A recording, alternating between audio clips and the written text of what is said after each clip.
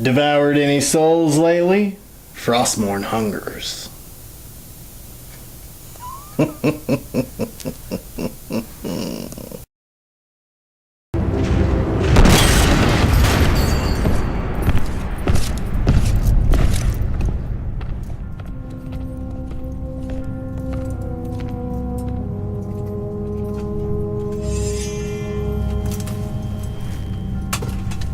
Ah, my son. You no longer need to sacrifice for your people. You no longer need to bear the weight of your crown. I've taken care of everything.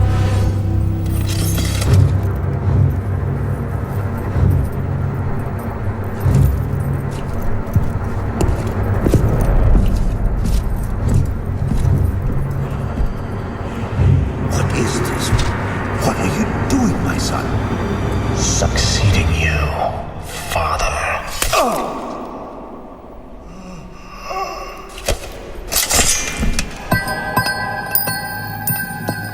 What's up, dudes? This beast of a sword you see here is Frostmourne, made by Epic Weapons. It is based on Blizzard's World of Warcraft villain Arthas Menethil, or better known as the Lich King. He is by far the biggest baddie in the World of Warcraft universe, and he's probably one of the better villains ever. There's so many movies and books and games and everything out there, tragic characters that you just love to hate, just evil. They've got nothing on Arthas. Arthas is one of the greatest of all time. If you don't know the backstory on Arthas, I would highly recommend that you take a look at any material that you can find about him. There's all sorts of lore sites out there that you can check out to see just all the tragedy that was in his life story. It's totally worth a read, and totally, definitely check it out. Father, is it over? So part of the story with Arthas is that he was a paladin, serving under Uther the Lightbringer, and his father Arthas Menethil serving in Lordaeron. There was this group, it was like the Undead Scourge that were invading, and he's trying to fight it back, and eventually leads to him being corrupted himself and becoming the leader of this Undead Scourge that's been plaguing the land. And basically what turns him over to the dark side, if you will, is this sword, Frostmourne. Frostmourne is a very powerful weapon. Basically, it's used to steal souls. It's powered by souls. Once Arthas or the Lich King or any other wielder kills someone, they suck out the soul with the sword, and that's what gives it its power, which then gives the wielder his power. This sword is beastly. I mean, it is huge. I'm wearing a robe to try and cover how much I'm straining right now to not drop this damn thing on my feet, because it is 16 pounds of badassery. Epic Weapons did an excellent job with this guy. The blade is stainless steel. All the bits and pieces are cast steel, leather wrapped handle. The detail that went into it is just amazing. The Epic Weapon version of these also have what they call their G2G chip, which is their RFID verification system. They've got a reader that you can put up against the sword to read its unique serial number. So, if you do happen to look to try and purchase one of these, and you want to find out if the thing is actually real or not, you need to get the serial number from the G2G chip. So that's something to look out for if you're trying to get one of these through eBay or Craigslist or flea market, pawn shop, wherever you might be getting one, because these are no longer sold by Blizzard or by Epic Weapons. This is not over. So this is only one of 2 weapons that Blizzard has licensed somebody to make, the other being Doomhammer, which was also done by Epic Weapons. Both of them are just amazing weapons. Hopefully they'll do some more. I was hoping that they might do Gorehowl at some time, but with the Warlords of Draenor expansion going by the wayside, I don't think that's going to happen. So we'll see what comes around the corner next. But I was fortunate enough to pick up this bad boy at BlizzCon back in 2011. It's actually my first sword, and it is the reason that I started collecting swords. I have a beautiful and wonderful wife that knew how bad I wanted it. I was sitting on my hands, anxious. I wanted it so bad. She knew I wanted it, but I wouldn't ask for it. And she spared me the suffering and allowed me to get it. Yes, she allowed me to get it. But she started. She was the one that allowed me to be consumed by the sickness that is my sword collection frenzy, and now my walls are covered throughout the house in weapons of destruction. So, thanks, baby. If you're wondering why I keep holding this in a different position, it's because it is heavy as fuck. And yes, this will be a continuing theme because right now I am straining and I am hating fucking life. But I have to hold it up in the camera so you can see the damn thing. So, this sword is obviously not fully functional. It is a wall hanger. Obviously, if you wanted to bludgeon somebody to death with it, that could totally happen. The edge, it's false edged, although certain parts of the blade do have a bit of a point on them, especially the tip. The tip, you could totally impale somebody with it, but you know, don't do that. That's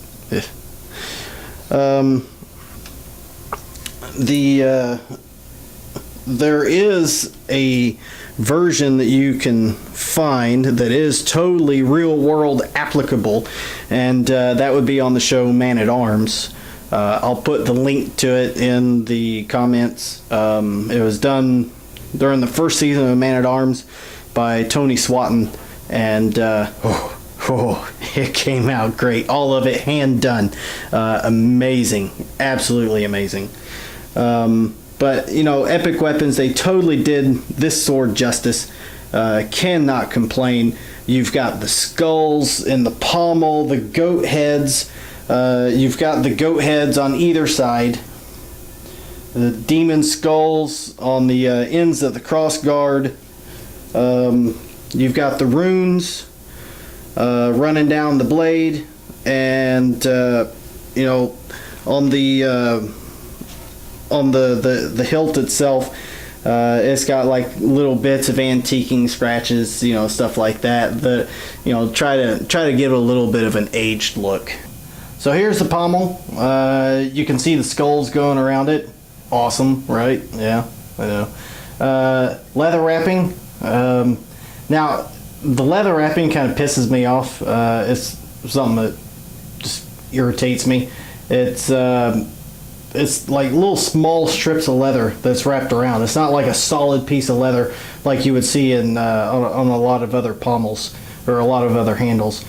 And because it's this loose little strips of leather that's going around, it loosens up, and you know, it gets to be a little unsightly. You can see it kind of moving around on there. You know, it is what it is. I guess I could try and get it worked back down and get it glued back in place, but, you know, it shouldn't have to. But, you know, it is what it is. And then getting on up the rest of the way of the sword, back into the crossguard, and look at that bad boy. Oh, isn't that nice? The detail on this is just, oh man, it's impeccable. And I'll tell you what, if there's a if there's a replica weapon that you want to see done, this is the way that you want to see it done. They really took their time. They got every little nook and cranny, and it came out beautiful. And then there's the flip side of it. So you do have a goat skull on either side. One just has wider horns than the other. And you can see them kind of crossing over there. And then you've got the smaller little skulls here on the ends of the crossguard. And I'm trying not to shake whenever I show this thing, because yes, I'm still bitching. It is heavy.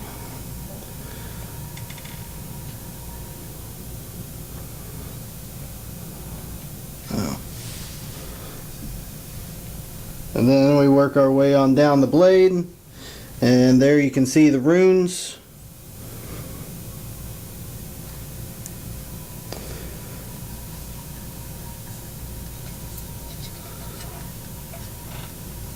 Whew, that is not light, Jesus. Alright, and the business end.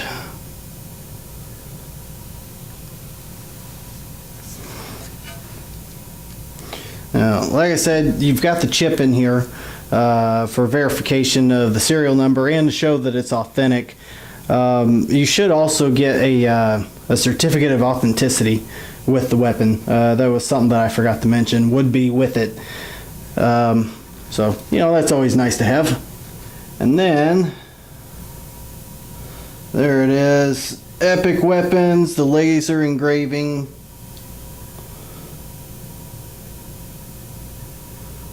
Yeah.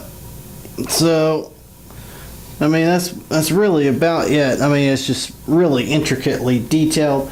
You know, if you're a World of Warcraft fan, this is definitely a must-have.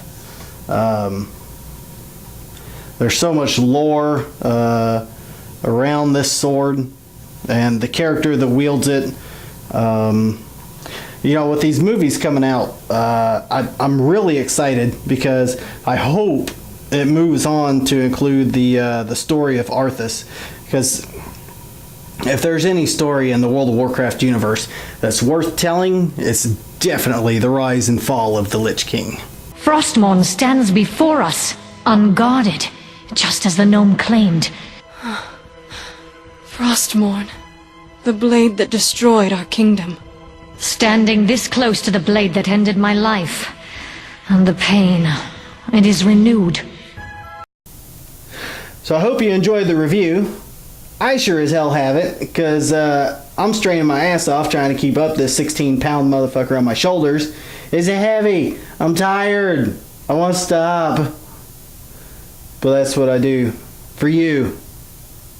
Strain myself. Thanks. Anyways, I do have some other weapons that I'm going to try and get done. Kurgan's sword. I spoke about Doomhammer. I'm going to try and do it. I definitely want to have both of my World of Warcraft weapons done prior to the movie coming out in May of next year.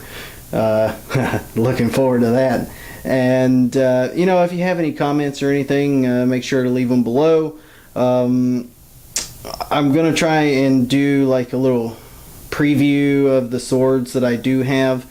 There's like a little video that I can put in the About Me section or something. I'm going to try and populate that with a film showing what I've got. So, you know, if I do actually do it and I'm not a lazy ass, make sure to look through there and see if there's something that you want me to review. Give me a shout, and I'll try to do it. So, thanks again for watching. Y'all take care, and for the Horde. Oh my god, it's heavy. It's so heavy. I'm hurting.